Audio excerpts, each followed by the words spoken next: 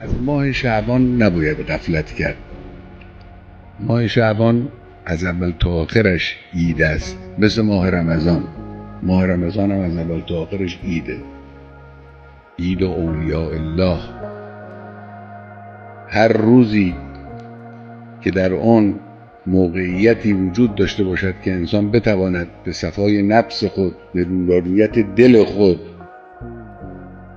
بپردازد، اون روز مغتنم و روز عید است.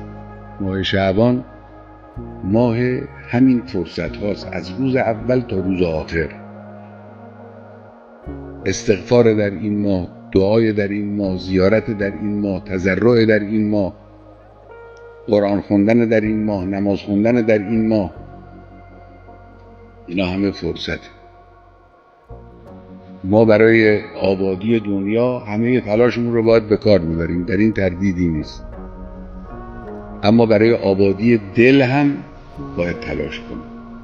دلمون رو باید آباد کنیم. با دل آباد است که میتوان دنیای خوب آفرید.